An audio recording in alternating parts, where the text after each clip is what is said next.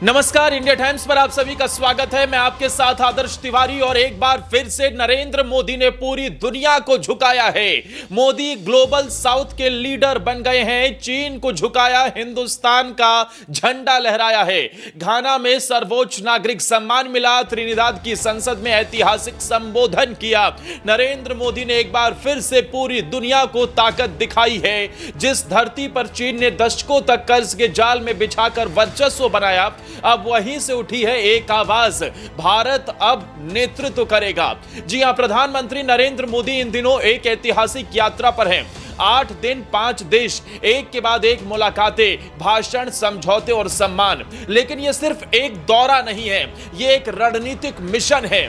एक ऐसी यात्रा जो भारत को ग्लोबल साउथ का नेता बना रही है और चीन को सीधा झटका दे रही है। भारत के प्रधानमंत्री ने Ghana, Trinidad and Tobago, Argentina, Brazil और नामीबिया में भारत का परचम लहराया है। जहां जहां मोदी जा रहे हैं वहां जनसैलाब उमड़ रहा है। भाषण नहीं, भरोसे की बात हुई। व्यापार नहीं, विकास और समानता की बात हुई। दरअसल ग्लोबल साउथ यानी वो देश जो कभी उपनिवेश थे, अब विकास की राह पर हैं। उन्हें नेतृत्व चाहिए और अब उन्हें भारत में वो नेतृत्व दिखाई दे रहा है। चीन ने अरबों डॉलर खर्च करके अफ्रीका को अपने जाल में फंसाया, लेकिन बदले में उसे सिर्फ डर और दबाव मिला। अब वही अफ्रीका मोदी की तरफ उम्मीद से देख रहा है। घाना की धरती पर मोदी को देश का सर्वोच्च नागरिक सम्मान दिया गया। यह कोई साधारण सम्मान नहीं, यह एक संदेश है कि अब भारत अफ्रीका का भरोसेमंद भागीदार बन चुका है।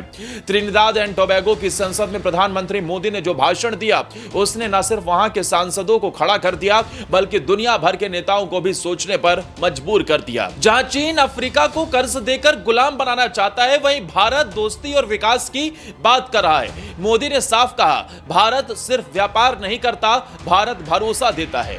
यही वजह है कि बीजिंग में हलचल है। चीन समझ नहीं पा रहा कि मोदी ने कैसे अफ्रीका जैसे इलाकों में भारत का दबदबा बना लिया। दरअसल वन रोड वन बेल्ट के जरिए से चीन पाकिस्तान से होते हुए दक्षिण अफ्रीका तक पहुंच रहा है और अफ्रीका से वो खनिज और वहां के मिनरल्स को, क्योंकि अफ्रीका वहां की बड़ी आबादी जंगलों में रहती है और जंगलों में खनिज और भरपूर मात्रा में मिनरल्स मौजूद है। चीन चाहता है कि उन पर कब्जा जमाया जाए और उसे फिर किसी तरीके से चीन लेकर आया जाए, लेकिन भारत ने चीन के अरमानों पर पानी फेर दिया है। मोदी ने इस यात्रा के दौरान एक और बड़ा वादा किया। यूपीआई जैसी डिजिटल तकनीक अब अफ्रीका के गांवों तक पहुंचेगी। Made in India vaccine, medical technology और डिजिटल पब्लिक इंफ्रास्ट्रक्चर अब अफ्रीकी स्वास्थ्य और बैंकिंग व्यवस्था के मजबूत करते हुए भी नजर आएंगे।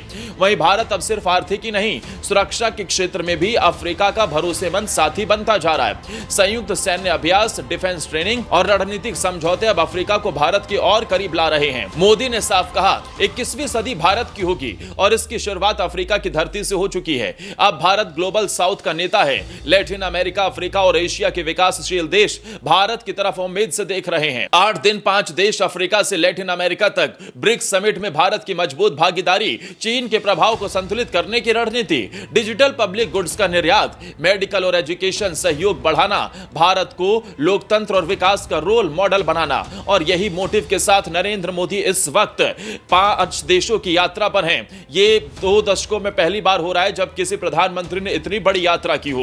नरेंद्र मोदी के इस यात्रा के पीछे का सीधा मोटिव है हिंदुस्तान को ग्लोबल साउथ का लीडर बनाना। और अब चीन के लिए एक बड़ा झटका है, क्योंकि नरेंद्र मोदी को घाना का सर्वोच्च नागरिक सम्मान देना, अलग अलग देशों से इस तरीके के सम्मान मिलना, यह बता रहा है कि ग्लोबल साउथ में भी मोदी की कितनी मजबूत पकड़ है।